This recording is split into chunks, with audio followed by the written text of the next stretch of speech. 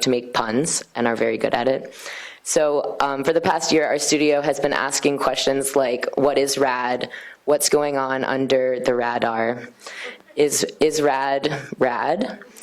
Or is there a way to make RAD more radical? So before we launch into questions for the panel, I just wanted to give a brief introduction of what is RAD and how did we get here. Federal funding for public housing across the country was barely sufficient when it started, and it has steadily decreased over the last 4 or 5 decades, bringing us to the point we're in now in a crisis where the state of public housing is in a dire situation with billions of dollars of capital repairs. The funding is not enough to cover basic maintenance and operations, let alone the backlog of capital improvements that are needed. And many would argue that this is an indication that public housing is a failure, and the only way to get us out of this mess is through intervention of the private sector. However, we know that this is not true. Public housing has been successful in other countries, and with substantial amounts of funding, public housing could be better and not in the state that it's in currently. So there is this narrative that RAD is the only option on the table, that intervention of the private sector and privatizing public housing is the only way to improve conditions. But I think it's important to remember that given enough political will, there could be enough funding to make those improvements. However, without that political will, RAD is the option that we have currently available to us. But again, it's important to remember that we got to this point because of specific policy decisions. So what is RAD? RAD is an acronym that stands for Rental Assistance Demonstration. It was started under the Obama administration in 2011, and it was able to pass through Congress mostly because it's revenue neutral. That means that a RAD conversion doesn't involve any increase in federal funding. It simply transfers the housing from Section 9, public housing, to Section 8, which is privately owned and managed housing that's federally subsidized. This transfer, again, does not involve any increase in federal dollars. It simply means that once the buildings are privately owned and managed, they can access private debt and equity in order to make repairs. So public housing cannot take on a mortgage, for example, whereas a private building can take on a mortgage. So it's this ability to take on debt that allows the buildings to make the repairs that are needed. RAD is called Rental Assistance Demonstration because it was started as a demonstration, as a pilot program. Initially, Congress capped the number of units that could be converted at 65,000, and that cap has been expanded over the last few years. It's now up to 455,000, however, without any significant evaluation of its impact on tenants. So it remains in this pilot program state without sufficient monitoring and evaluation of the program itself. RAD in New York City involves a number of other acronyms and names that you might have heard of. So RAD in New York City is called Permanent Affordability Commitment Together, or PACT. And it involves not just RAD, but also a program called Section 18, which we'll get into during the panel. And the unfunded development. So it's a combination of RAD and Section 18 that is lumped together into this program called PACT. The first project in New York City was done at Ocean Bay. This was the largest single-site RAD conversion in the country, which is interesting to point out because the scale of public housing in New York City is really unique. It is unlike any other city in the country. For example, many other cities across the country have committed to converting all of their public housing units under RAD, but their public housing stock, their entire public housing stock might just be one development in New York City. So Cambridge, for example, has converted almost all of its housing stock. That's just 1% of the units that we have in New York. So we have a completely different scale of housing units in New York City. There's a number of concerns that the program raises around permanent affordability, around protections for tenants, which we're going to get into tonight on the panel. But I just wanted to acknowledge the work that residents and advocates have done so far in making sure that RAD is implemented in the best way possible with the most protections possible. And all the panelists that are here tonight have definitely done work around making sure that tenants are protected during the RAD conversions. So with that, allow me to introduce our panelists for this evening. To my left is Emily Kurtz. Emily Kurtz is the Vice President of Housing at Riseboro Community Partnership in Bushwick, Brooklyn, where her primary responsibilities are the day-to-day oversight of a 3,500-plus unit development pipeline, the management of the 2,000-plus unit affordable portfolio, and on-site supportive services offered throughout Riseboro's portfolio. Ms. Kurtz completed a Master's of Science in Urban Planning at Columbia University, where she concentrated on housing and transportation issues of seniors. Ed Braxton is a program officer on the public housing team at Enterprise Community Partners.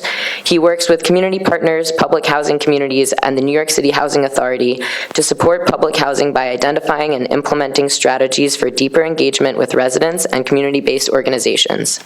His role in this work has included facilitating peer-to-peer learning workshops on the rental assistance demonstration program with development teams, as well as supporting trainings for community-based organizations focused on the expansion of the RAD program in New York City. To Ed's left is Diana Blackwell. Diana is the president of Fred Samuel Apartments, a NYCHA development that is made up of 40 buildings scattered across Harlem. She has been a resident of the development for 21 years and president for 10 years. She is also president of her police community council and one of the original members of the RAD Roundtable, which is a group of NYCHA residents and community-based organizations who came together to develop guiding principles for RAD to ensure that the rights of tenants are protected through the process. Vic Bach is a senior housing policy analyst at the Community Service Society. For over 20 years, he has been doing research and advocacy on public housing issues and providing technical assistance to resident and community leaders. He now prepares a monthly newsletter called NYCHA Need to Know to inform those concerned about NYCHA issues, and subscriptions are free. We have Frank Lang. Frank is the Director of Housing for St. Nick's Alliance, overseeing the development and management of, oh, did I miss Roberta? Yeah. I'm sorry. I couldn't see you there.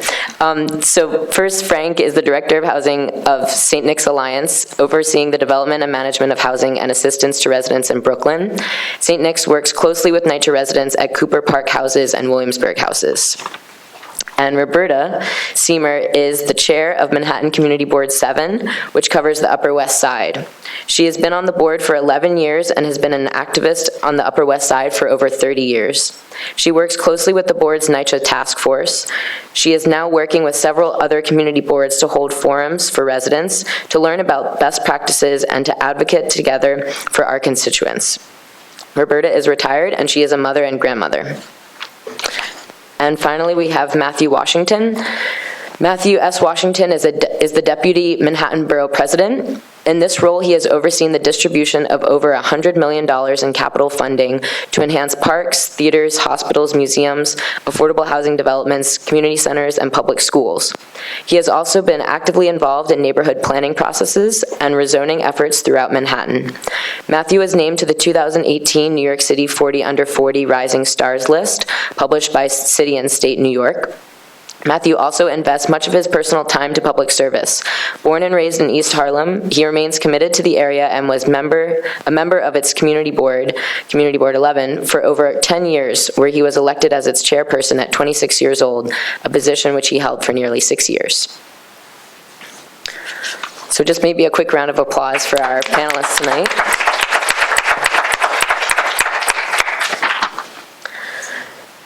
So I wanted to start off with a question for all the panelists.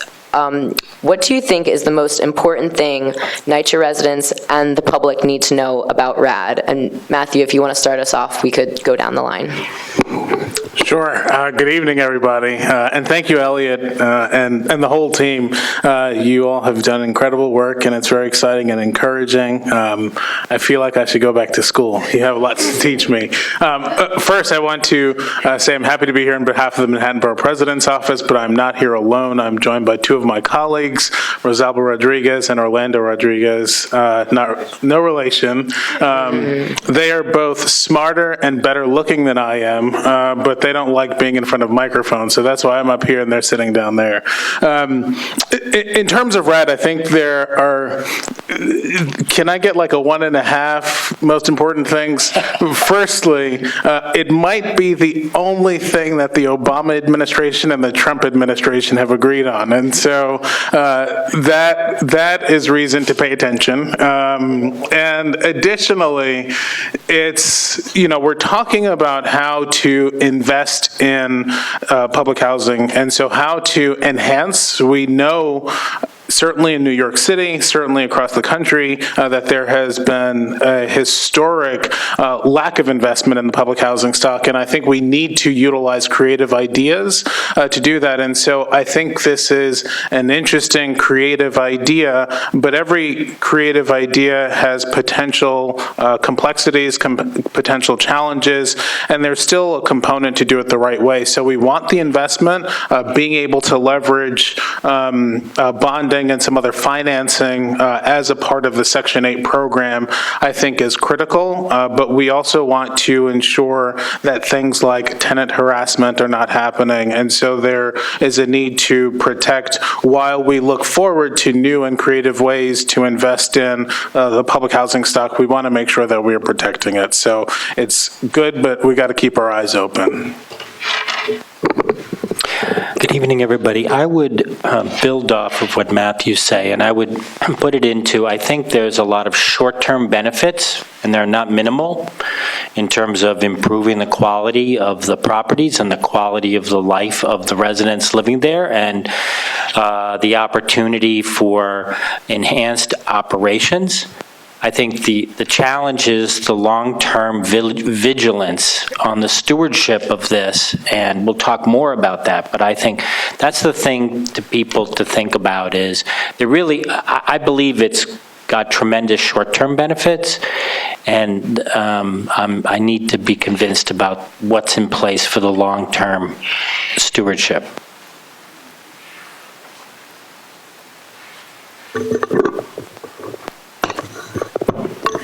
So I agree that the short-term benefits can be really good if it's done properly, but I think that you really need to look at whether the tenants are being participating, whether some of the organizations that like the senior centers and some of the children's centers that operate on the campus are also participating in the studies and in going forward. My concern is both the long-term, whether the person that's doing the work initially is going to continue to do the work.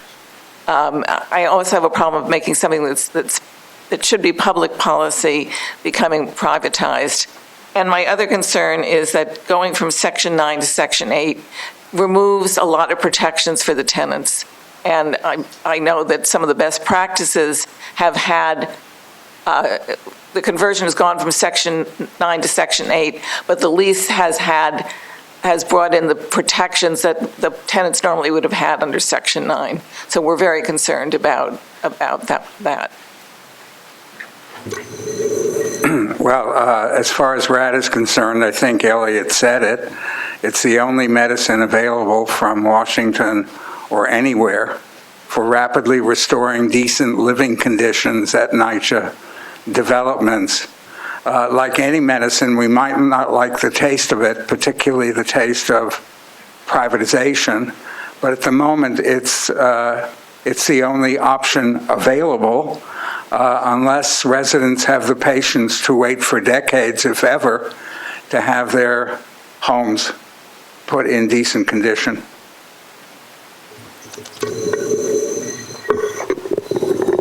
Good evening, and thank you everyone for being here. I first like to recognize my chair, of all of NYCHA Housing, Danny Barber.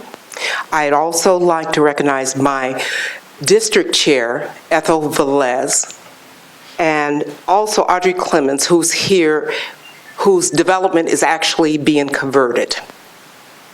It's really important that this conversation begins here, where it's open and questions can be asked, as well as all the knowledge that we've gained informing you what will be happening. And you can give us information that will help us improve as we go forward. There's a lot of things happening that people don't understand, which developments are going to be involved and which ones aren't going to be involved. And I hope tonight that we can clear this so that when our leaders go back, they can spread the word as it should be, that you'll have a truth to what's happening now. Thank you. Good evening, everyone. Thanks for being here. I think sort of echoing what the other panelists have already said in terms of, one of the most important takeaways is, I think it's really the potential opportunity that comes with the program in terms of investments in the properties and in getting them quickly. But it's not to ignore the potential short-term costs that could come with it too, in the sense of what really is entailed in the process of converting from public housing to Section 8. And so I think that leads to another important point, and for me, at least based on what I've seen, that's sort of just education, having spaces for education and ensuring that the sort of information that residents can really benefit from in terms of allowing them to be a part of the process is out there and accessible to them. So, yeah. Good evening. I have the benefit and disadvantage of going last. So I think in addition to everything that the panelists have said, and building off of what Ed just said, is not only are there opportunities to learn more about RAD, and there's a lot of information and a lot of really great organizations and dedicated people working on pulling together all this information to provide to residents and to the community, but also that NYCHA has listened in a lot of ways to the work of the RAD Roundtable, at tenant meetings. Maybe not always giving the answers that everybody wants, but there is an opportunity, and we'll talk about this a little bit later on, that when there's feedback, in some cases it has been taken to heart by NYCHA and has been incorporated into subsequent RFPs. So I think that's also important, that if there's something that's important to the residents, important to the community to be heard by NYCHA, that we have experienced that it is possible. So we heard about short-term benefits and long-term costs or risks. So I wanted to dive into that a little bit deeper. What are the risks exactly with RAD? What are the things that we're concerned about in terms of losing tenant protections or losing permanent affordability? So Diana, maybe if you could start us off, what are residents concerned about? What do you think are these risks? Well, a lot of residents are concerned about losing public housing, and this is what's so important about information. If there's the right information going out to you, you'll know that we won't lose public housing, but we'll lose it as it is today. Under RAD, you're going to still pay 30%, like we're paying now. You'll pay it for 99 years plus. You'll not lose the 30%. It's a fear that people want to get comfortable with when they know that we're going to have a change. Will it increase? Will increase with less services? What is happening also with RAD is that services that we've lost will be regained. We lost all social services. So when we have RAD, this partnership not only gives you a better living condition, it will restore the social services that we lost in the past. So there's some good things coming out of RAD. there's a confidence that we can begin again, which has been lost since funding stopped in NYCHA. Hey, could you speak to that a little bit more? So 30% meaning you'll only be paying 30% of your income in rent. That's part of RAD. Can you speak to some of the other potential things that tenants might be concerned about, the loss of tenant protections? Well, I think that's an issue that the RAD roundtable addressed. RAD, as a federal program, is sort of the gold standard for a conversion program that has built-in resident protections. It's not 100%, but it's a major standard. It requires recognition of resident organizations. It continues the funding that resident organizations receive through public housing funds and a host of other good things, the right to remain if you're on the lease, the right to return if there's any temporary relocation. All of those are embedded in federal law and in HUD regulations at present. In addition, NYCHA encouraged us, Enterprise and CSS, to form the RAD Roundtable to fill in, and Diana was part of that, to fill in some of the gaps in resident rights and protections. So I think, as it stands, it's not a perfect program. No program is, but I think the precautions have been taken. I think it remains to be seen how well, and I think someone has already made that point, perhaps it was Frank, about monitoring and enforcement once the conversion takes place. We have a history here, for instance, of assuring rent stabilization along with certain kinds of tax benefits to developers, 421A, J51, and a history of very lax enforcement once the developers get those benefits of keeping the rent-stabilized units stable. So I think, unfortunately, we have a very short history. It's Ocean Bay so far, but I think the proof will be in the results as NYCHA continues to deal with its pipeline of conversions.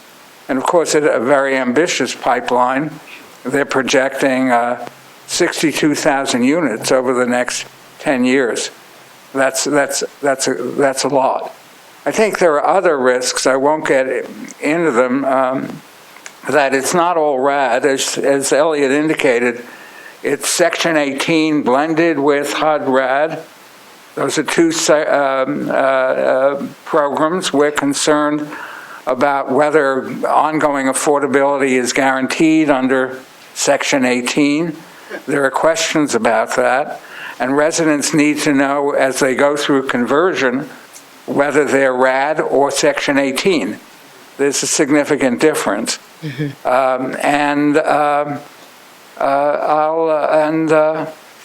I'll leave it at that and take it from there. I just want to add, there are a couple things that I didn't mention, which people always ask. They want to know about the succession rights. If they have family there, will they have to leave? Will they be able to keep the apartment? They want to know if everything they had when they were under NYCHA would remain intact. Not only that, they want to know how much will they have input in? Can they still organize as they did before? We at the roundtable made sure that this was part of the new order that would come under the RAD. So Vicki, you had touched on Section 18, and I think it'd be a good opportunity to explain a little bit more about what that is, why RAD has been used in conjunction with Section 18, and what are the risks there. So you talked about risks to permanent affordability. Can you explain the differences between RAD and Section 18 in terms of permanent affordability?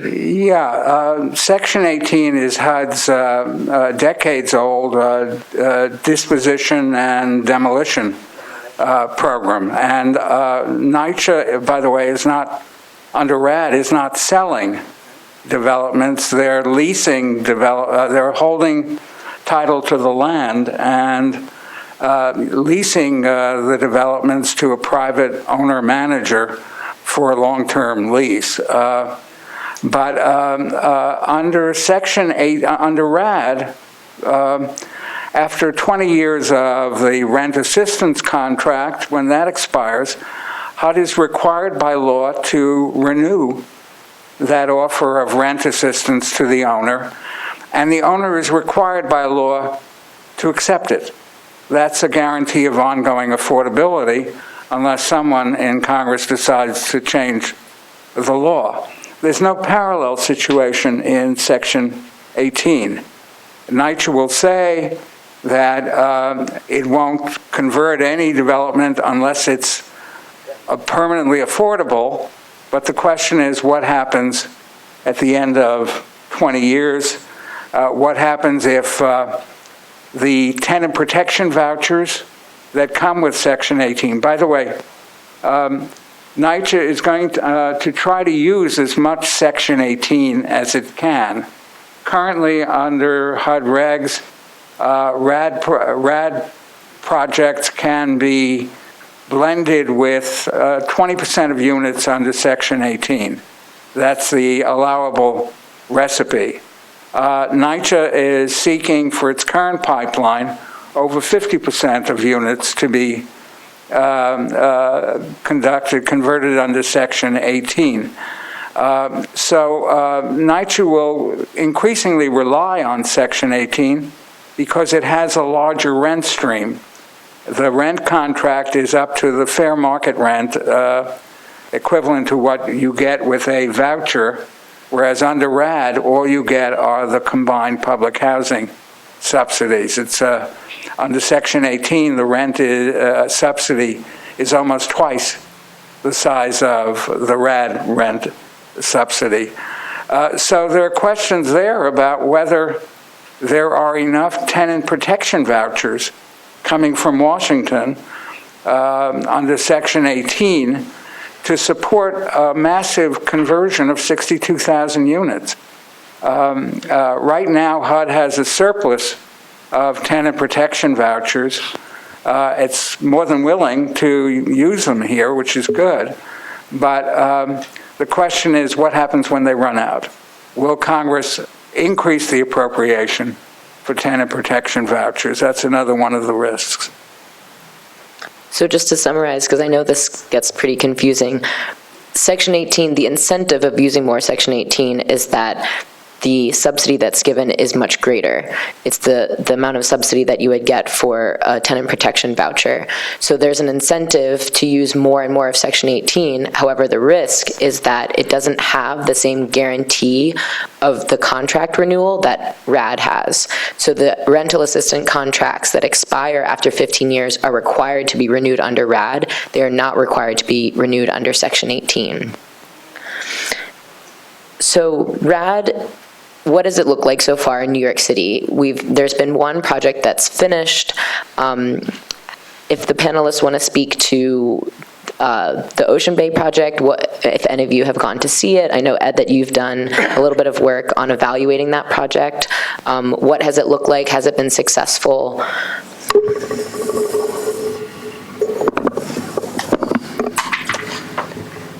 Yeah, so, I mean, happy to speak on what I sort of know based on the work that I've done out at Ocean Bay. So just for context, so I'm at Enterprise Community Partners. We're an affordable housing nonprofit here in the city, and I'm on the public housing team. And, you know, primarily a lot of my work just kind of revolves around RAD. Within that work, one thing that we've been doing for the last roughly, I'd say 2.5 to 3 years, has been collecting data through a series of quarterly reports, as well as focus groups and interviews with residents, the tenant association, and the development team that did the conversion at Ocean Bay, in an effort, I'd say, really to do two things primarily, and firstly, it's to your question, Elliot, sort of what do RAD conversions look like more generally, but also sort of more specifically, how do residents experience RAD conversions, and what is the sort of on-the-ground impact from their perspective. HUD, about 3 years ago, released a report, an evaluation of RAD conversions nationally, and one thing that was sort of absent from that evaluation was the sort of resident experience. They're supposed to be releasing another one. It was supposed to come out, I think, about a year ago, that sort of details that resident experience aspect, but that's something that we really felt was important and wanted to speak to. So it's a big part of the evaluation that we're doing. But secondly, another sort of goal with this evaluation is to really identify, I'd say, challenges and sort of lessons learned based on the Ocean Bay conversion experience. So the Ocean Bay development, it's about 1,400 units, it's 24 buildings. It's a large development, and I think importantly, while it was the first RAD conversion here in New York City, it's also sort of uniquely different from the way that I would say NYCHA is pursuing RAD conversions now under their new plan. So I just want to make that clear, but I think, and we're still in the process of doing this. It's been a sort of back and forth process in terms of collecting the right information and putting it together to make sure that we understand what's happening. But I think one important takeaway that I would like to share is that communication is super important in terms of, for instance, when in-place renovations are happening and you have a diverse population that lives in a development, whether they be, mobility impaired, seniors, families. Communication really just becomes really, really important in terms of ensuring that everyone is sort of on the same page and that the work, so under RAD, generally speaking, all the renovation work, the sort of high capital needs are supposed to happen within a 2-year period. So it's sort of an intensive process, and it can be tough. In-place renovations are tough jobs. So this idea of communication just comes across as really, really important. But I think that's one thing I could share from the work I've done so far. Just to add. And, I'm glad you said that, because when you're talking about what work is being done, the capital needs, but on the inside, there's a lot of work that's being done that we need, such as new flooring, new bathrooms. They're given new appliances. What else can I say about the newness of it? New laundry rooms. Yes, new laundry rooms. There are a lot of new things that weren't existing. We couldn't get NYCHA to give us. If they did it at a cheaper price, and it needed repair within 2 years. I gotta get that one right. Okay, so it's really important that we really understand that what is happening there is something, not just a repair, not a Band-Aid, but they're going in and taking care of things that will last at least 15 years according to the federal guidelines, not the city guidelines. They go in, what they do, they assess every apartment one at a time. And if there is a need for piping, they will replace it. It is not automatic. It is according to the needs of that particular apartment. They do a needs assessment. Sure. And, I just want to say, certainly we'll have a question and answer session also, so we'll ask if folks will hold their questions to the end. But Elliot, also in terms of that with, what we see at Ocean Bay, right, impacting 4,000 residents roughly, $560 million, the largest project, as you identified earlier, in the country under RAD. And I think there are some of those things that Diana talked about, that are good, new kitchens, new laundry areas, those things are wonderful. We still see things that are coming down the line, some more storm protection barriers that are supposed to go up in that area, and I think things at face value that are very good. I think inherently and foundationally, there's some concern, I have not been out there myself, but have certainly read concerns that residents brought up about, and Ed was really talking about this, lack of communication, lack of understanding of what's happening. Vic brought this up earlier. Is it Section 8? Is it Section 18? And understanding the difference between the two. Also, were residents offered vouchers? Did residents say they wanted vouchers to, go elsewhere? And so there's a lot of uncertainty about what happened with the communication. Additionally, I think from the perspective of the city, it seems like we're putting all of our eggs into this basket, and I just, at my core, have an issue with the idea that as a city, we're saying we are not going to invest in the properties and the people that make up this city, especially the people, and we're going to rely on the private sector to do that in this notion of public-private partnership. And that's why I think it's critical that we think of this program, and as New York City identifies it as PACT, it has to be an option, not the solution. And we need to invest in our people, and we need to invest in where people live, because that's the future, and that guarantees the greatest sense of long-term protection if we are doing it ourselves. I just wanted to hop on something that Diana said about what happens when NYCHA does repairs. You have to remember that NYCHA is subject to federal procurement regulations, and choosing the least expensive qualified bidder. Very often, resident leaders complain about the workmanship on any capital project that NYCHA, any contractor that NYCHA brings in. It's a different game with RAD because you have a private owner-manager who is not subject to federal procurement regulations. And secondly, you have, for better or worse, a set of investors in that development and lenders and the like who are very concerned about what their investment is producing. So that the chances are that, like Ocean Bay, the quality of the work will be somewhat higher. That's what I would say.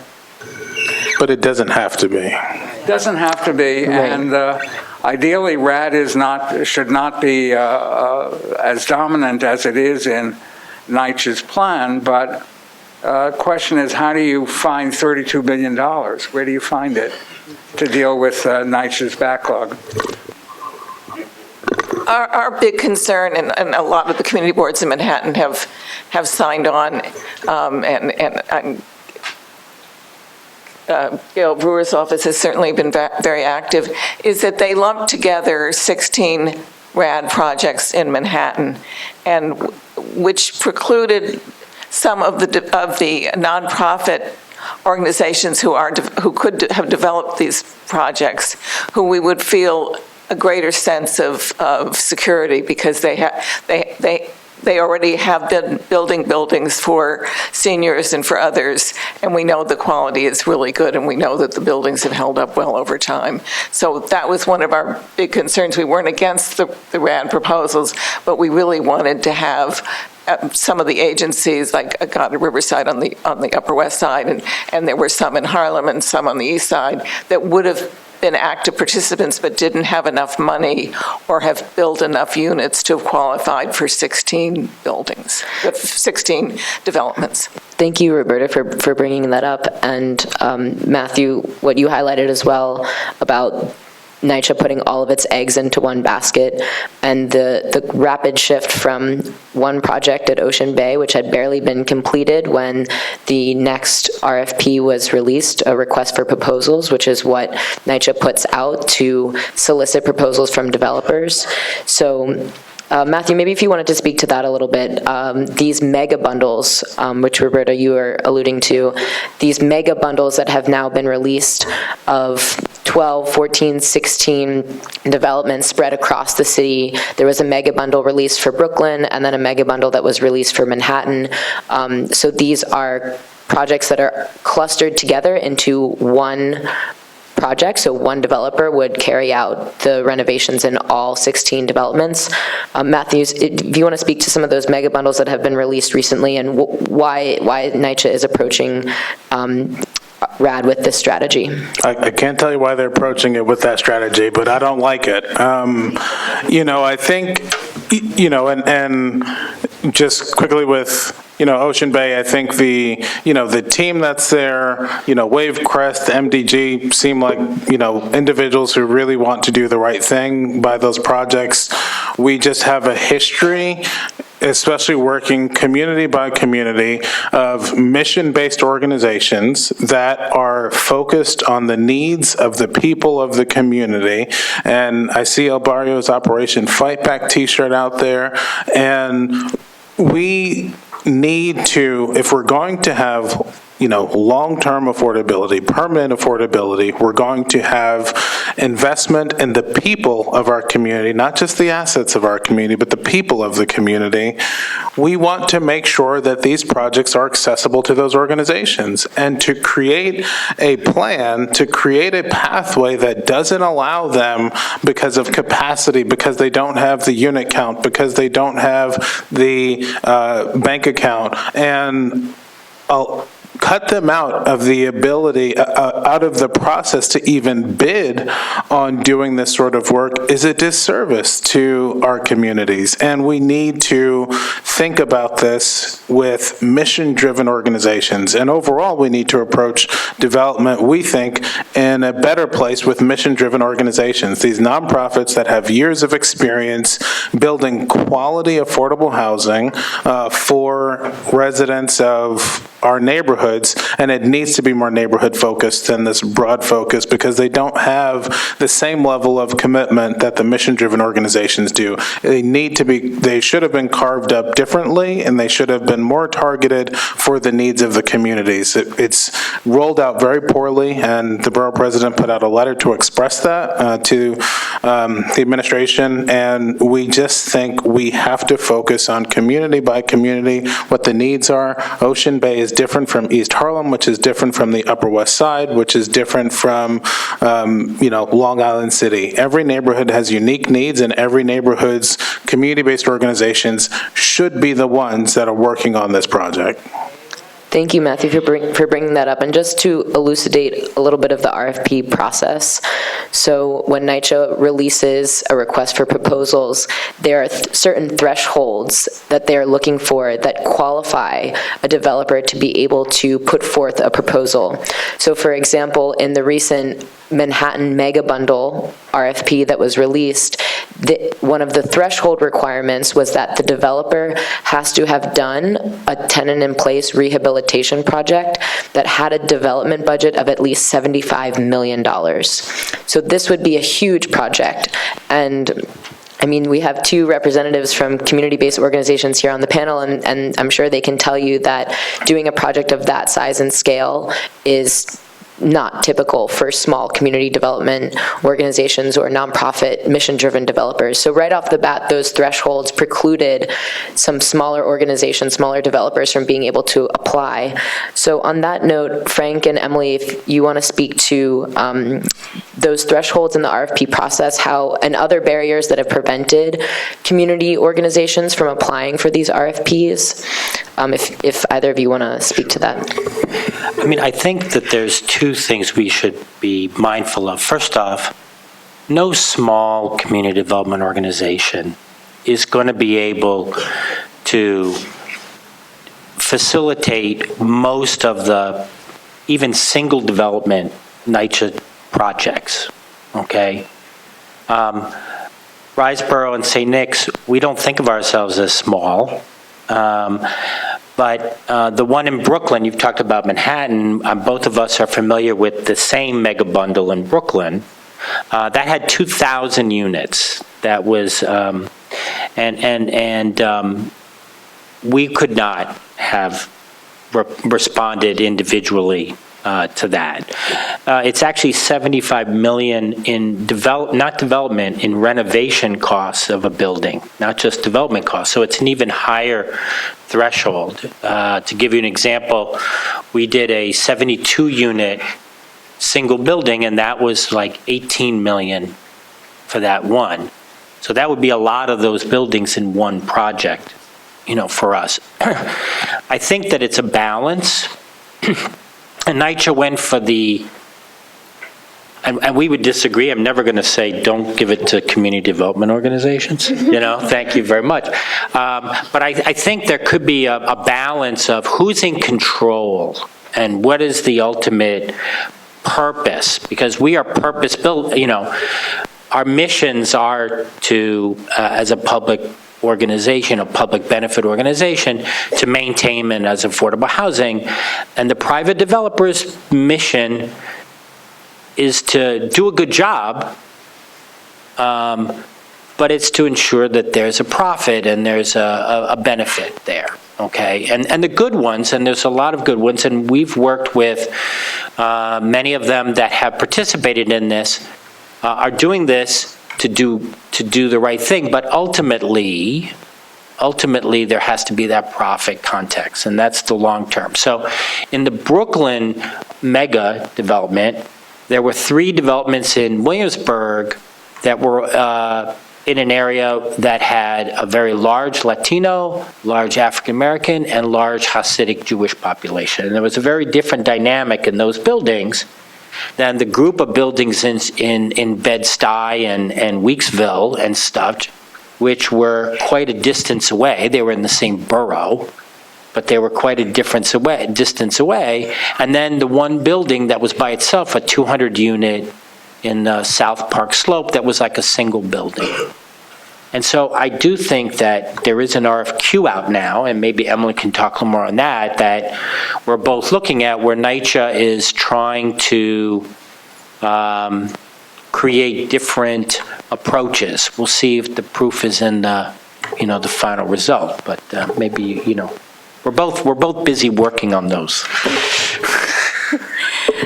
Sure. I just wanted, before I get into the current RFQ that Frank alluded to, is just talk a little bit about that balance. So we have this looming budget issue where we need to get into the units, and we, being everyone, needs to address the deferred maintenance issue in NYCHA projects and apartment buildings, and we need to get in and do that very, very quickly.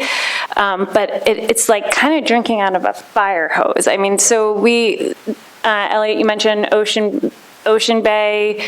I toured Ocean Bay, I think 18 months ago, maybe 24 months ago when we first started the RAD Roundtable.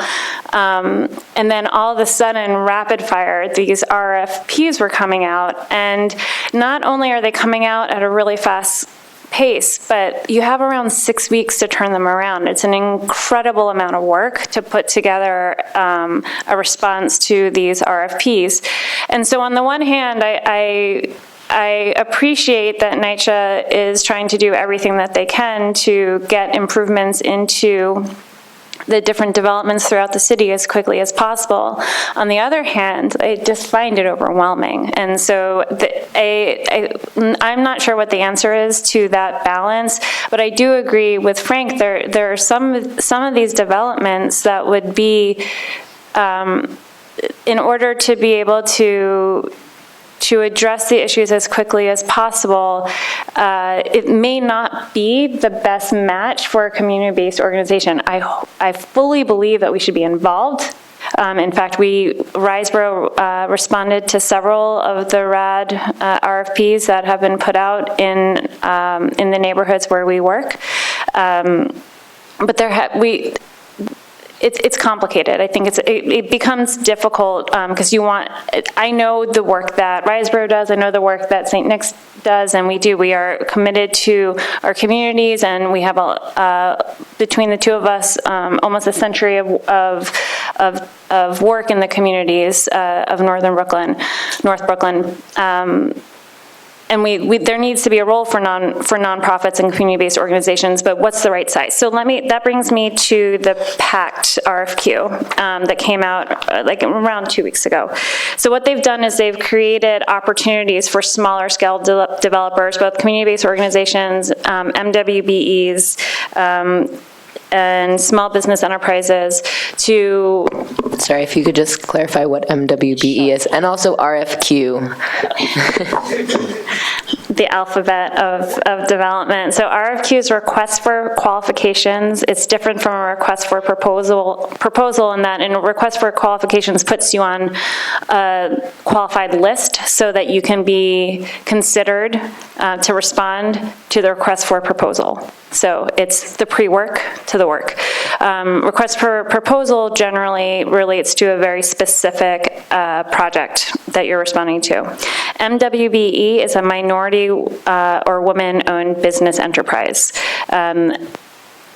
It does not state here if you need to be a city or a state MWBE, but that's for another Hunter planning practicum. So what this does, and this again goes back to what I said earlier, which is that NYCHA has actually been responsive to some of the ideas that have come out of the RAD Roundtable. So they've broken it down into small-scale threshold developers and large-scale threshold developers. So you can apply to this RFQ under either of those. And I'm not sure how they're going to break down future developments. I don't know, Frank, if you know more of the details on that, but at least now there's an opportunity for developers of different sizes to apply to become pre-qualified to be able to respond to RFPs in the future. My assumption, and I am assuming without backup, which is not good to do when you're live streaming, but my assumption is that they will release future RFPs based on this small-scale threshold, large-scale threshold.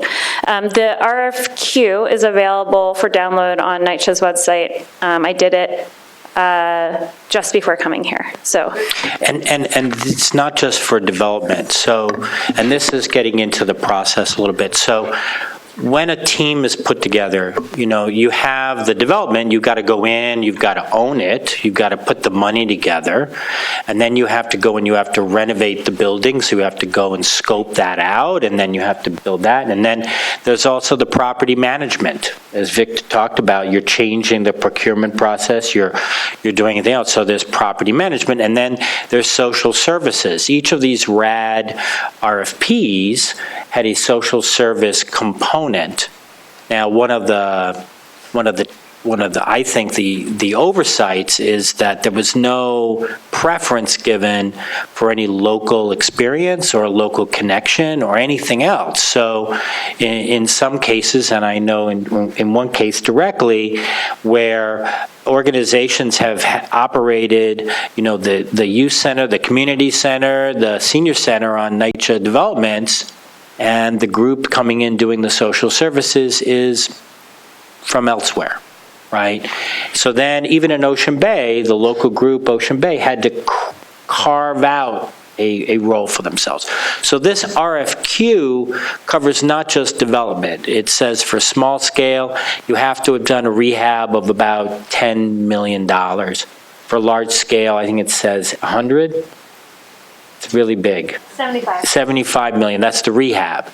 Then there's property management. You have to be managing 100 units.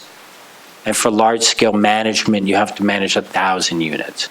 And then social services, you have to have service contracts of about $100,000. And for large social services, about $1 million. And so, for example, St. Nick's has not done a $75 million single rehab, okay? But we manage over 1,000 units of housing, and we have well in excess of $1 million in social services. So depending on what the project is, we could participate in different ways. And I think that's part of the confusion for the local residents, getting back to that. Who is actually in control?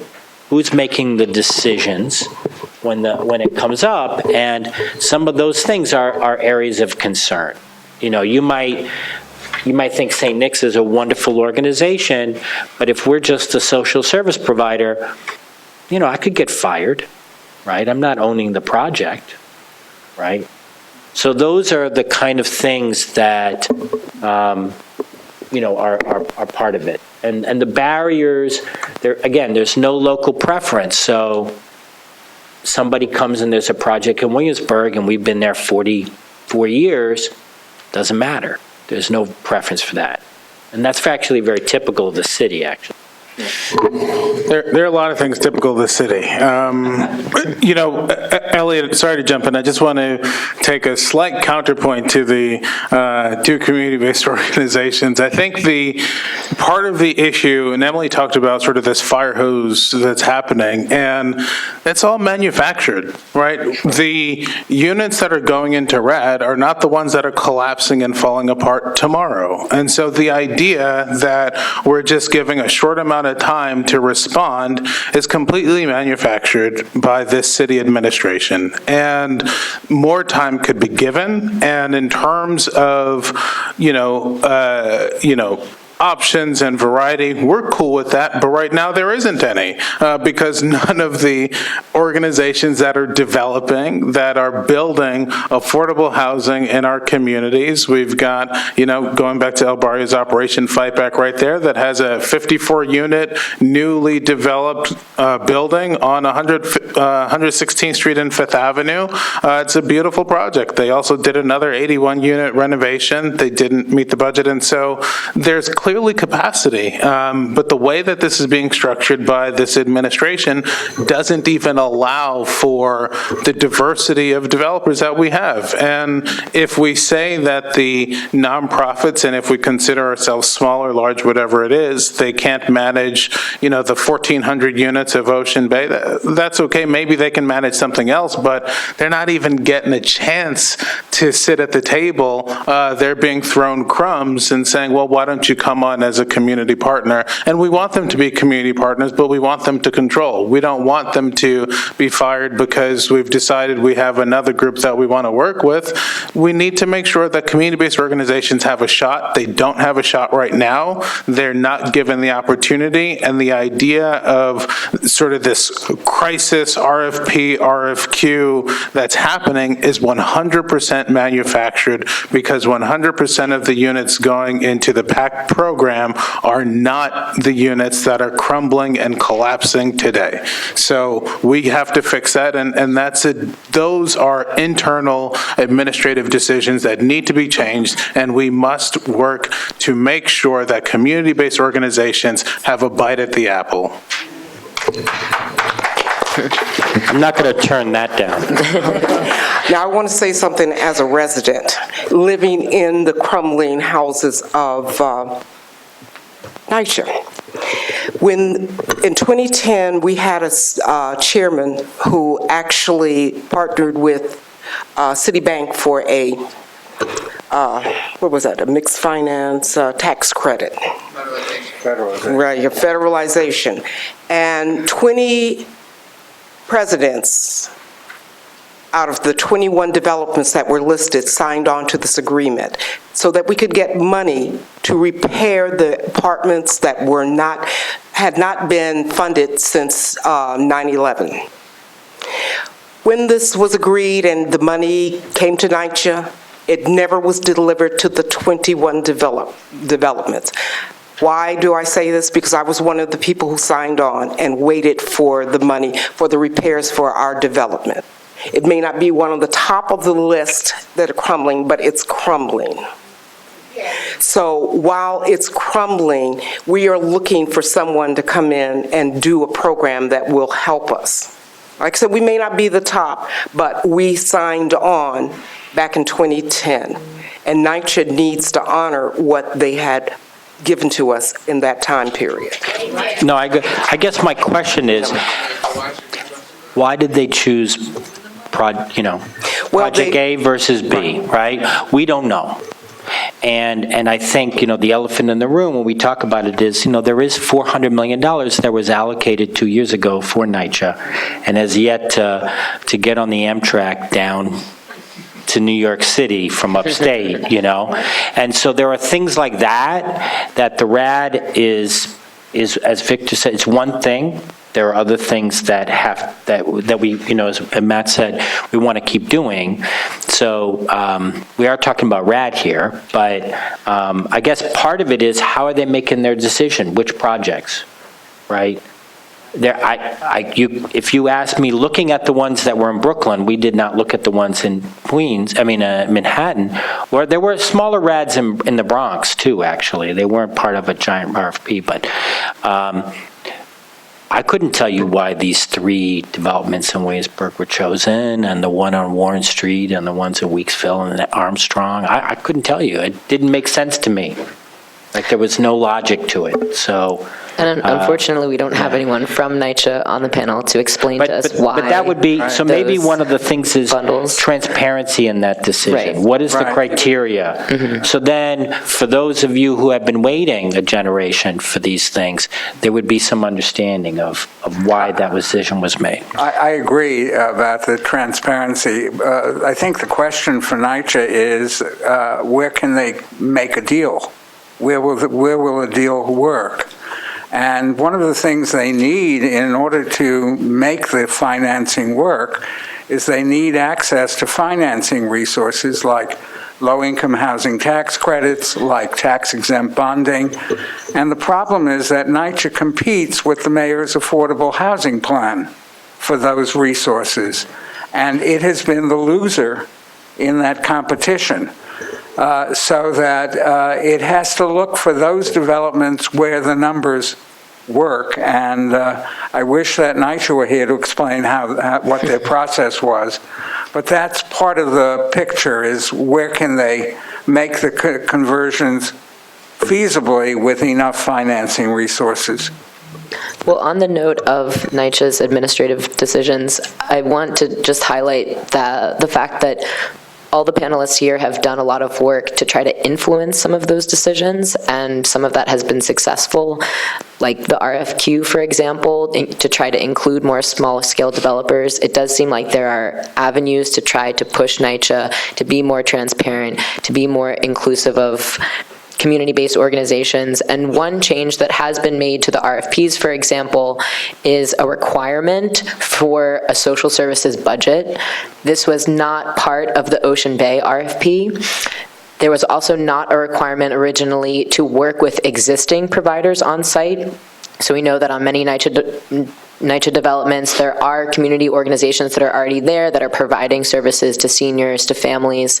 And originally, there was no requirement for the new developers to work with those existing partners. So that is one change that has been made in the most recent RFP. The developers are now required to work with the existing social service providers, and they're also required to put forth a social services budget. So I wanted to ask anyone on the panel, maybe Diana, if you want to start, what kind of things that residents might be looking for in that social services budget, and if anyone else wants to highlight potential issues with that social services budget. And Frank, you mentioned potentially choosing nonprofits and overlooking the existing community partners in the area. So speaking to that social services piece. Right, I'm really going to kind of tweak the question, because I know there's something that's a lot more important, not only social services, but the jobs that will come out of this work that's going to be done. We have a Section 3 component, which is a federally mandated, that the construction is done by, I forgot how much percentage of the actual residents. So we want to make sure that the residents get jobs We don't want this to, to actually take place without residents being employed. We live here. We will take care wherever we live, and we want to assure that this happens. It may not be a social service component to it, but it's necessary that we address this issue. Section 3. A couple of things. We have some very good social service providers already in several of the developments that are being converted to RAD, and we want them to be part of the process. The community board was not consulted, which means the community was not consulted. Community Board 7, which is the Upper West Side, 59th to 110th Street, we have 6,500 units. That's a lot of people. That's our constituents. Those are people that live in our community, that take the train, that go to the school, that work in the community, and their voices have to be heard.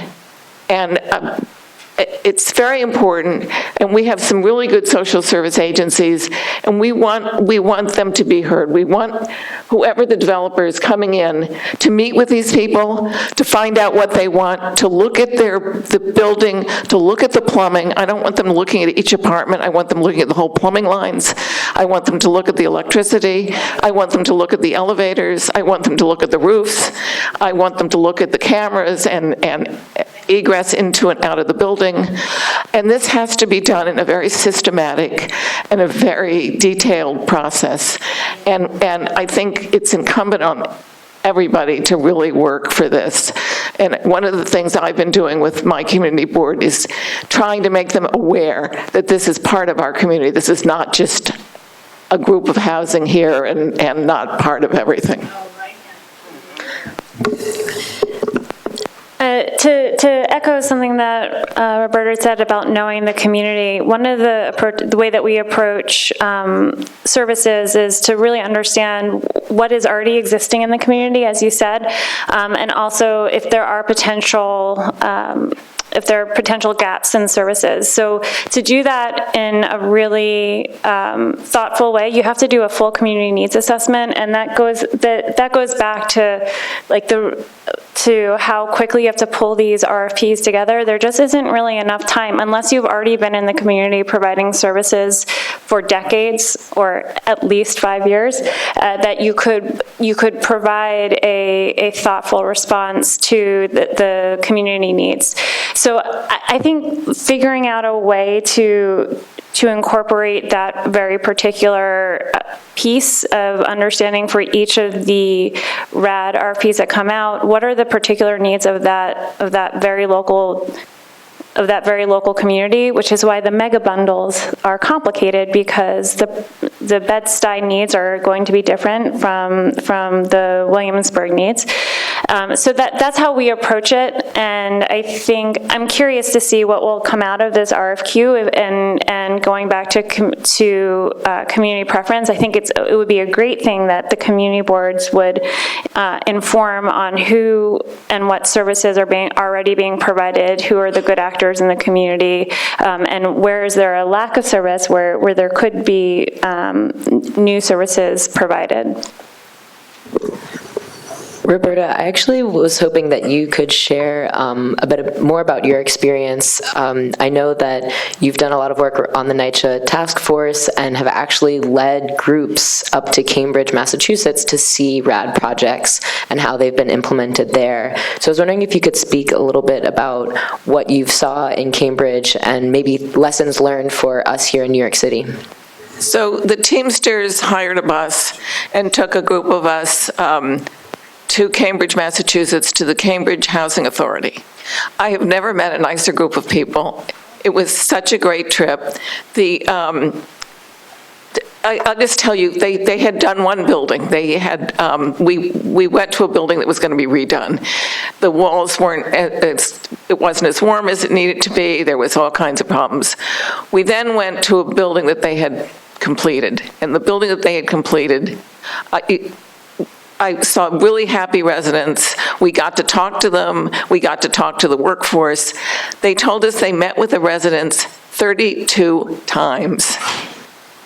They wanted to put in, this was a group that was aging in place, they wanted to put in walk-in showers. The people in the building said, no, we've always had bathtubs, we like bathtubs. So eventually they built a unit with a walk-in shower, and the people walked in and out of the shower, and they said, yes, a walk-in shower is really good, we like a walk-in shower. Then they wanted to do an open kitchen. So the residents were, nah. So they built an open kitchen. The residents looked at the open kitchen and said, we like the open kitchen. Then they said, we're only going to put in 2 elevators, because if we don't put in the 3rd elevator, we can have more units. So they said, well, we need the elevator. And they said, well, why do you need the elevator? Well, we need to get to the laundry room, and we need the men use the elevator to take the garbage out, and we don't have access to the 3rd elevator. So they said, okay, we'll build a laundry room on every 3rd floor, and we'll have chutes for the garbage. So residents were fine. Then they wanted to put the window low. And the residents said, no, we don't like a low window because we're seniors, we have some issues. And so they compromised, and they put in bigger windows, but not quite as low, so the residents were very happy. So it was a give and take. And we were very impressed with what they did. And they were also had very creative financing. They also only have 6,000 units. So it's a very different process. But you could tell that if you get community involved, and Cambridge is a small community, you can really build with the residents and create a RAD that really works and is someplace that you really want to call home. Thank you for sharing that. We're actually almost getting to the point where we're going to take some questions from the audience. But before we do that, I wanted to have each of the panelists get one last opportunity to share.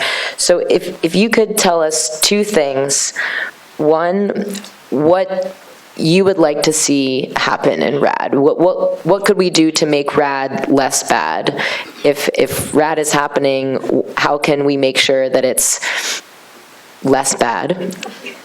And 2, what work are you doing right now to make sure that RAD is not so bad? I know a lot of you are putting in a lot of time and energy into advocacy, into pressing NYCHA, pressing the mayor to make sure that this program, when it's implemented, is done well. So what you would like to see and what you're doing right now that residents should know about. So the first thing I'd like to see is actually what Roberta was talking about. And I think that if we slow down, as Matt was saying, and for the developments that are targeted, okay, there should be really a plan and information about that before an RFP goes out. So there's a conversation, so there can be those meetings, and there can be what are the criteria, what is the objective for that particular development. There may be similar objectives amongst developments, but there are going to be some unique things in each one in terms of the overall. And I think that would that mandate would then not see this as a commodity that has to get turned out and we're just changing. Effectively, they're changing the management. That's the mentality. The ownership is changing, but it's really about the management that's changing and the ability to do things. So that would be the less bad process that I would see.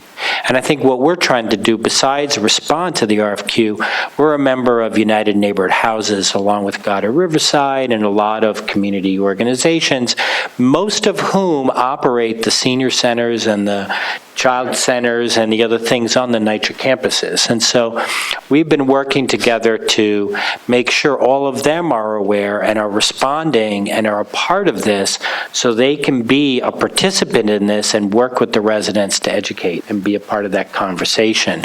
Because the more information that goes out there, the more power people have to affect change. Matthew, if you're, Sure. then we can just go down the line. Sounds good. Thank you. And Ellie, thank you very much. You've done an excellent job, and thank you for making sure we always say what the acronyms are that we use. As it gets confusing. I think in terms of making RAD less bad, I think my focus is how do I make PACT less bad? I like the RAD program out of the federal government. I think the city's implementation has issues that I've raised some concern with in terms of the rapidness of wanting responses, the oversized projects that I think we need to have more community-focused conversations, certainly. More community-based organizations need to have an opportunity to get a bite at the apple and be engaged in these developments, which I think is critical for the community. It's not to slow it down, because even though I identified, these packed projects as not in the worst conditions, as Diana pointed out, it doesn't mean there aren't needs. And so there still are needs, and we want to address them. I just think there's a better pathway to do it. And I think part of that is the administration needs to allow for a more diverse set of qualified applicants who can be the developers for these projects. And we need to have more targeted community focus and individualized, because that's how we operate as a city. We're a series of communities, and we need to think about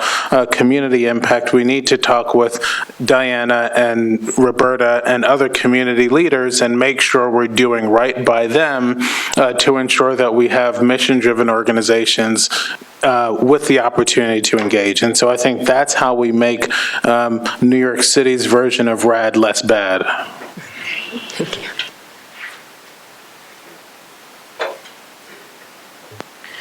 Just very quickly, thanks, Elliot, so much. I think we have to educate, we have to communicate, we have to be transparent, and we need everybody involved. I guess what I'd like to see goes beyond RAD. I'd like to see the mayor's affordable housing plan integrated with the NYCHA plan, so that there's a more equitable distribution of resources to public housing rather than the private affordable housing sector. The thing that I think we have to watch out for is what's happening in Chelsea. It's a new variant of RAD at Fulton Houses. This time it combines a plan to demolish 2 of 11 buildings at Fulton Houses and build an infill building, 70% market, 30% affordable, and a phased relocation of residents from the demolished developments into the new housing. It's a very complex variation of RAD and infill, and I think the thing that we have to keep in mind is what are the rights of residents with regard to approving RAD plans, and particularly that kind of complex plan. The details are not yet out, so we really can't be critical of NYCHA's plan. But I think the question ultimately is, how do we understand that residents have rights beyond information about the plan and their right to consent to the plan? I think that's a big issue. Yes.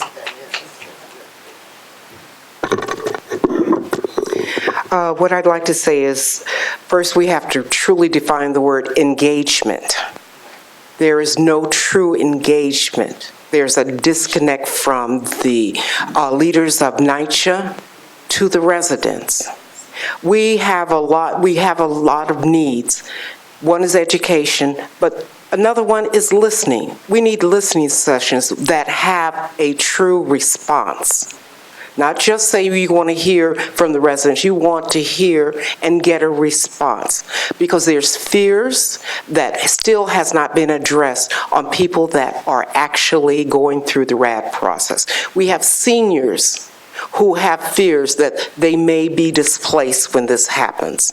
They're doing it 6 times before they decide they're not going to do it anymore. But there are still questions. There's language barriers. They're not addressing this. They bring interpreters, but it's still not being addressed. There are a lot of issues. They're not hearing the residents. They're going forward and still not addressing the real issues that are going forth as they transfer over. Yeah, I think sort of kind of going off what Diana said in terms of listening, and then sort of putting that within the broader context of just sort of the rapid pace in which RFPs are coming out. You know, generally speaking, the plan is to, you know, have RFPs coming out roughly every 3 months, and that's insane.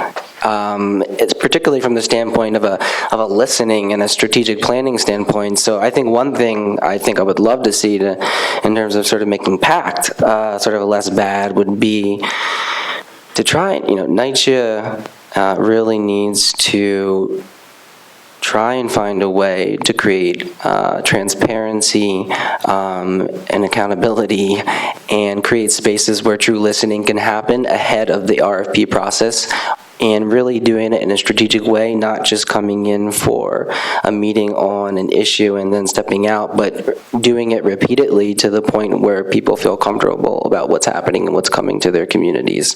I think that's somewhat wishful thinking, but I think there are opportunities to do it if NYCHA communities and the development teams that are ultimately selected for these projects are truly committed to it. And in terms of sort of what we're doing, I'd say we're really just trying to continuously identify opportunities to create educational resources for everyone that's involved in these RAD projects so that there is more transparency brought to these processes and projects.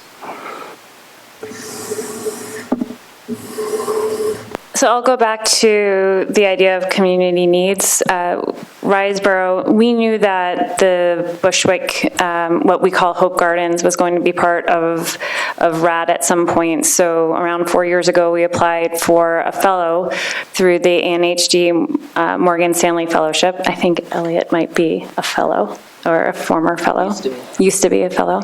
So we knew that we didn't have the capacity because we didn't have the funds to be able to spend the, provide the attention and the boots on the ground that we needed to, because we weren't funded to do that. So we applied for a fellow. We had a fellow come in, and that fellow ran a 9-month program of listening, of surveying, of providing information that was accessible to everyone in Hope Gardens. And so I think that's what would make RAD less bad, or PACT less whack, second, is to fund community-based organizations to do this type of outreach, and not just listening sessions where people come to you, but actually what we did is we knocked on doors. We went to floor after floor after floor and knocked on doors and tried to engage as many people as possible, because it takes a lot of commitment, not just from the community-based organizations, but from the tenants, that to go to all these meetings after meetings after meetings, you tend to get burned out. And so if you bring the information to people, if you make it available on the internet in languages that can be accessible by all, that you're going to the senior centers, that you're going to the youth centers, but we need funding to do that, because there isn't a great resource for that type of organizing. So I think that's what I would say. Great, thank you. So NYCHA, if you're watching on the live stream, we need funding for community organizations to educate folks about what RAD is and to get their input into the project. So we're going to open it up now to questions. Although first, can we give a round of applause to our panelists? Question right back here.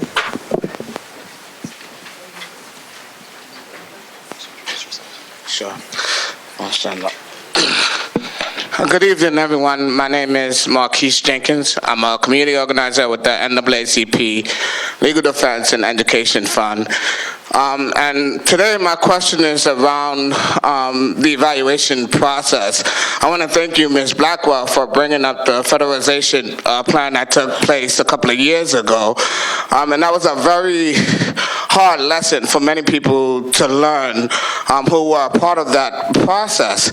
And because of that, and because of the lessons that we learned, for all of you, when is a good time to do the evaluation before we continue to keep saying this is the only choice that we have? Anyone want to tackle that question? I just want to say I agree with Marquise that I haven't seen an evaluation of the federalization efforts. I've heard complaints from many resident leaders, no doubt valid, but I've not seen a systematic evaluation of what happened during that period.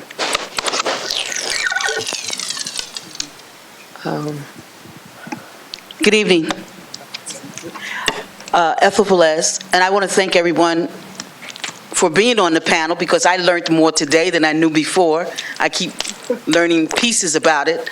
I'm still not happy about it on one level, only because as resident leaders who are in this room, you know you work very hard.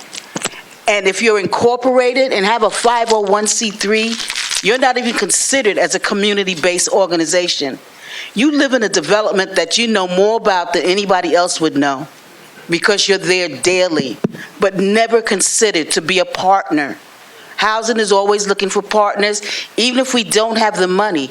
Being really invested, look at resident leaders as being a partner. There should be another alternative to this plan because it's really, we have to take it because they're giving it to us. And someone had mentioned about Obama. Well, Obama was doing organizing in Chicago before, and one of the things he was doing was changing the whole public housing system. So it's not to our advantage right now, and everybody's concerned that they're going to lose their housing. How do we get this information out to people? What do we say to them to make them get fired up and say they want to learn, they want to get involved? I mean, this is real important, and people really need to know what's about to happen. You know, they're going to take more and more developments. There needs to be something done, and there needs to be alternatives. So I'll just respond really quickly. I brought copies of our survey results that we did in Hope Gardens, and I have a few copies of the survey itself. I think really it's just getting people out to meet residents where they live. And I think it's a great idea to look at the resident leader groups that are 501c3s, that maybe there's an opportunity. I mean, I can only imagine how hard you work. Maybe there's an opportunity that you partner with a community-based organization in the neighborhood where you work together to be able to get to hire. We actually, one of area where we got great boots on the ground was through the SYEP program, I know, Summer Youth Employment Program. So we used summer youth employees to do some of the door knocking when we were trying to get information out to the residents of Hope Gardens and also get information from the residents of Hope Gardens. And the SYEPs that were placed with us were from Hope Gardens. So that was a really great opportunity to engage younger NYCHA residents, which I think can sometimes be difficult to do, and also to ensure that the boots on the ground were part and parcel with the community. So I would encourage any resident leaders to seek out, and also community-based organizations to seek out the resident leader groups to ensure that there's a strong partnership there. And the partnership should really be involved in making decisions, not just saying that they're sitting at the table. Right, I think that's fair because we did the survey, and we were actually had an opportunity to present it to NYCHA, but I am not. It would be a good thing to go back and see through speaking with NYCHA how impactful all this year of work was to their decision-making process. I just want to add a plug. This is a big city to keep up with everything that's happening at NYCHA around the city. One way to do that is to sign up for our monthly email. It's called, it's a newsletter called NYCHA Need to Know. I have cards here that describe how to sign up for it. It's free, so we'd love to have you be one of our readers. Thanks. So I think there's a question in the back. Hi, I'm Tyrone Ball. One of the things I see going on more and more with this and with everything else are infills. And as someone who's actually in the development that had an infill, I'm not seeing the profits going back to the development itself. People are talking about infrastructure and redoing things, but with the money that you got from the infill, we could have easily redone our infrastructure and we never received it. So what's keeping that as realistically going to happen when this rolls out? I want to just respond back to Ms. Velez's question. This is just a statement. What we've lacked is identifying what developments will be cited under RAD. At the beginning, and it still is, scattered sites, standalone buildings, and now underfunded. And what do they mean underfunded? When they did the 21 developments, 8 of them were never funded. So they're reaching out right now to fund them, and they're going to do it under the RAD. So a lot of people are worried about it, but they're not even considered because they don't meet the profile. So just want to identify. Sorry, Diana, they can't do the unfunded city and state developments under RAD because they're not federal developments. RAD is for federal developments. They're doing it by using Section 8 vouchers from the existing voucher pool. I think we just need to be clear about that. So I wanted to answer the gentleman's question. So I think you have to look at the motivation, the difference between the infill and the RAD, right? So the motivation in the infill is NYCHA leasing the land, a private developer coming in and separate, not NYCHA, doing their project, and then whatever the amount of money is for the lease, and upfront for the lease, goes to NYCHA. And then NYCHA chooses, whatever process they choose in terms of what is in that project that gets addressed, right? The RAD, however, and there's a lot of problems with it, but the RAD, it aligns the objectives of the new owner, if you will, or the new lease, the new entity that controls it in terms of the quality of what's going on, okay?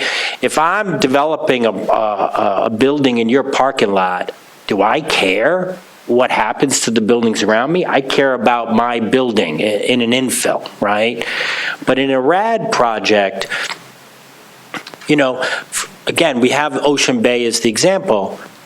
They're trying to make sure that the apartments are of a certain quality so they can collect the rent. They need to collect the rent so that they can pay the mortgage and they can get a return, et cetera, et cetera. And there are certain other things they have to do. So there's more of an alignment in terms of the quality of the project itself, because they're not just, on the parking lot, on the, next to NYCHA. They are now the controller of the buildings. And so, there's a lot of issues with the infill, as we've seen, and Borough President in Manhattan has the issue on homes and raised that and brought that, but filed the lawsuit. Right, filed the lawsuit and such. So, that's the difference there in terms of what you see. There's a lot of other differences, but that's to address your immediate questions. The other problem with infill is that which is the problem at homes, is that this land is now very valuable. And that's why they want to do infill there, and that's why they want to do market rate apartments, because they can get huge amount of money for market rate. And it doesn't necessarily help the residents at NYCHA. Infill might not be so bad if you had senior housing, NYCHA senior housing for seniors. that wouldn't be a problem. The problem is that it's a privatization and it's market rate. You know, being the president of East River Houses, I'm called to attend a meeting tomorrow to meet with the real estate director of NYCHA. And I'm saying, you know, it's 5 complexes that are supposed to meet with them tomorrow. I wish NYCHA was here now to explain to us what we are looking for. No, what are you going to bounce me with? Snacks? Tell me what's going to happen so I can share it with my complex. Don't just ask the president to show up to meet with the real estate director of NYCHA to hold a meeting without me even having paperwork or knowing what's going on. This is what you call lack of communication, not giving me enough time to share with my tenants what's going on. We didn't have no heat, no hot water for about 6 months to go to find out. We was outsourced to a private contractors.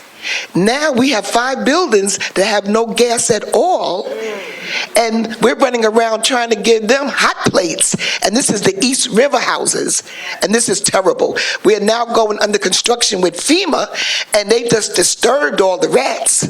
So now I thought they were squirrels, and now they are so big, it's really sad what East River is going through right now. So I don't know what this meeting's going to be about tomorrow, but maybe I might be on New York 1. So I don't have a question, but my name is Peggy Morales, and I worked for NYCHA for 11 years, so I was on the inside working for NYCHA. Now I'm on the outside working for tenants. And one of the things that concerns me is this constant need for transparency. This word keeps coming up at all these meetings. We're constantly circling and coming back to the same thing, the need for information, the need for education, the transparency. This program, as I understand it, you were very thorough. Thank you for your research and for all the time and work you put into this. However, none of this is going to make any sense to any of the residents or to anyone else who is currently living in NYCHA if it doesn't get explained in a very, and I'm not suggesting we dummy down, but in a very comprehensive manner. This is confusing at best. It's incredibly convoluted. It's difficult for seniors to understand. We have a very large and clearly growing population of senior citizens in this community. We also have language barriers. It's not just Spanish, now it's many other languages. We have to be concerned about so many things, and unfortunately, historically, NYCHA has been known for rolling out things without, calling it a pilot, and then rolling it out and making it the program across the board without informing appropriately the leadership and not considering the leadership a partner. They consider them leaders only as it relates to, well, sure, you can be the mouthpiece toward the residents because they don't want to have to deal with that responsibility, and then they piecemeal the information to the leadership, so then the tenants feel like they're completely disenfranchised, and it won't make any difference anyway, because their thinking is they're going to do whatever they want anyway. So what difference does it make if we do want it, if we don't want it, if we meet 20 times or we meet once? It's still going to be whatever they decide because they're the ones in charge. And that has to change in order for this or anything else to work. We're just going to go to the kick. Right, I agree that it's one thing to be transparent and let residents know what's happening. It's another thing to gain their consent and approval and their involvement, their active involvement. We have another question right over there. She's been waiting. Okay. I live in a senior citizen building, and we are getting ready to come under RAD. And a lot of seniors, they are very scared because they think they're going to move. You have to move, and they think the rent is going to go up. And they are so scared about this. They always come and ask me, what's going to happen? We have the people from RAD, they come. We have all kind of different language in here. Some don't even understand. So we need more information about RAD too.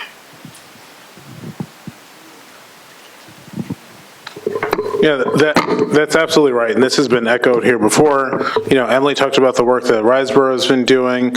Peggy was just talking about it. You're just talking about it, and it's about quality time with residents. It's about spending the time, taking the time to walk someone through, which is what Peggy was talking about. We need to do that. It's not about dumbing it down. It's about spending the time with an individual to make sure their questions are answered, to make sure concerns are addressed, and somebody is really walking them through the process. I think Roberta was saying in Cambridge they had 32 meetings, was it? 32 meetings. And, you know, that's not happening here, right? And that's why we heard earlier, PACT is whack, and it needs to be better, right? And so I think part of it is that engagement. It's, as Peggy talked about, this is complex. You have a group of panelists, you've got a lot of professionals, I'm also up here, but folks are, you know, who really know what they're talking about, and there's still confusion, right? Is this Section 8, is it Section 18? How did the units go? What's going to happen in 25 years? There's still so many questions that we don't have the answer to, and I think it is that on the ground, spending the time, you know, that door-to-door, you know, access, that spending time where people are going to you, not telling you come to where we are downtown at 250 Broadway, but going to you to say, this is what's happening, and really roll it out the appropriate way. If you will invite us, CSS and legal aid will come to your development and give you an independent briefing on RAD. We also have a handbook that Enterprise Legal Aid and CSS put together for residents. So we're willing to come out and talk about it and answer questions if that would be helpful. Hello? Right here in the front, and then the question in the back. Yes. My name is Beverly McFarland. I'm the Resident Association for Taft, Senator Robert A. Taft Houses. This is a complex project, and a lot of people are very scared. And to me, my concern is moving out of Section 9 into Section 8. I mean, this is affordability, affordable to who in terms of that? Because now you're saying that it's 30% of our income. Is the AMI going to change in terms of this? A lot of, when I read on the internet, I have Googled this RAD, a lot of developments are going to opt out of some of us have the no electricity, like we don't pay gas and electric. Then under this program, we will have to pay gas and electric. A lot of them are going down to true to size, meaning some of our seniors that's in 2 or 3 bedrooms are going to have to go into studios and 1-bedroom apartment. So people really have to remember that these private developers is about making money. They're not. This is prime real estate, and now these private developers have an opportunity to make money on the backs of what we built in our community. So I'm concerned. My concern is that why is NYCHA not being responsible? They already killed us with the lead and everything else. Now they don't have no accountability of why are these developers being able to come and just take. And I feel like they're taking our homes from us because we're coming out of Section 9 instead of Section 8. And also the meeting that she's mentioning is called NGO Phase 1, which is NYCHA New Generation Phase 1, and they are taking 5 of the developments. I guess that's one of their clusters that they're going to be meeting to tell them into the RAD program tomorrow. I think there's 2 things. One is, you ask, why does NYCHA operate this way? When has NYCHA not operated this way? I mean, this is part of their corporate culture, and so that's got to change. And to be honest, RAD and the crisis is an opportunity to address that full head on.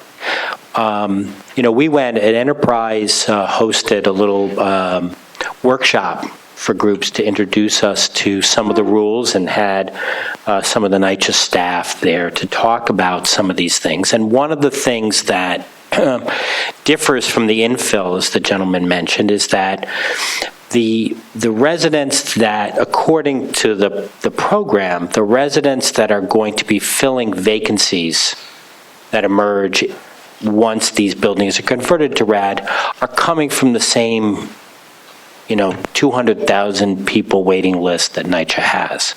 So there's no separate, middle income market waiting list or anything else. They're coming from the same pool of people that would otherwise be coming to a project. So if East River Houses does get converted and Vladeck Houses doesn't, okay, then people that get into vacancies of Vladeck Houses would go through the same process as East River Houses, So that's one of the other things that, that's a small comfort, but I just... Well, and again... NYCHA has lawyers. Well, I think that's where, I think the task force that many of the members on this panel, not me, were a part of, raise those issues. And a lot of the things are, proof is in the pudding. What are your leases going to say? What are the regulatory agreements that are going to, govern the operations and such? Okay, I can tell you that the United Neighborhood Houses members that operate these community facilities on the campus, they're very worried because in a long way there's been this evolution of NYCHA paid for it first. Now it's paid through the Department for the Aging, or it's paid through the Department of Youth and Community Development for the youth programs, but they still don't pay rent. They still don't, they still get electricity and other things. So there's a lot of things up in the air about what's going to happen and how that will impact the residents. And I think, the smartest approach would be looking at each development and then looking at those needs and contexts. So we'll take one last question there in the back. Good evening. My name is Cesar York. I'm a member of Community Board 1. I'm also a graduate here of the planning program. One thing is, as a member of the community board, I see a lot of development happening in the South Bronx. So there's a lot of pressure to keep affordable housing, right? And then, based on what you're telling me, what you're saying here, it sounds very much like what's happening in affordable housing projects that happen in the Bronx. It's similar things with financing. So they usually get, the people that get these projects in affordable housing tend to be entities that have a lot of money. They could generate a lot of funding pretty fast and put this construction done pretty quickly. So you have that issue. And then one thing is really when you have a lot of different developers, you have different managements, and then they are having, in certain situations, that some managements are really bad. Is that, and then so that's happening in our society. It sounds like NYCHA doing something similar. I believe it's going to cause additional problems when you have a lot of these RFPs and stuff like that. And then one thing is really a lot of these nonprofits are not really included in this situation. So like you said, they have to generate a lot of money in order to do a bunch of units and stuff like that. So you have that, and then the major issue that I have is really vetting for these developers. Based on what I see from affordable housing projects, they come from other cities. Some of them come from Boston and other entities, and because they have the funding sources, and they're able to generate the funds pretty quickly. They start doing construction pretty quickly, and then that's what is the vetting for that. So a lot of these, they come from other places. They're making money out of our community, and then there have been other entities that do development that they're not included, like you said, that also provide local jobs in our neighborhood. So this thing sounds very complicated, and then it's very hard to say these things to people in the community because there's no reassurance of like those buildings will be protected in the future. There's no law or anything that says like the management company or these developers, like have to stay here. They say they go bankrupt. There's no protection towards those things. So that's what some people are pretty confused about and worry and stuff like that. Because I know based on a lot of affordable housing projects outside of public housing, sometimes it's just total chaos. There's some developers that don't do a good job. The buildings are falling down, and then there's some management companies they have a lot of complaints and stuff like that. So I feel like because they're trying to put this really fast, the question would be what is an ideal timetable to actually think this through and deal with the kinks, and then to actually create a good, they said, RAD. Thanks. Thank you so much. Anyone want to speak to that? A better timetable for RAD? I think ideally you'd have a discussion with the tenants, with the residents about what was going on. You'd have a discussion with the potential developers, so they'd be part of the process. We have these RFPs. Nobody, according to Victor, it was barely readable, right? The whole RFP was just so. The RFP, yeah. The whole process should be transparent. I mean, in Cambridge, they decided they were going to do the RFP. They looked to get some creative financing. They met with the tenants. They told them what they were going to do way ahead of time. They then worked with the finance people. They then brought the finance people in to meet with the residents. You need a process where you're comfortable at every step of the way, and you need the community involved, you need the local providers involved, you need the elected officials, the borough president, your local city council reps.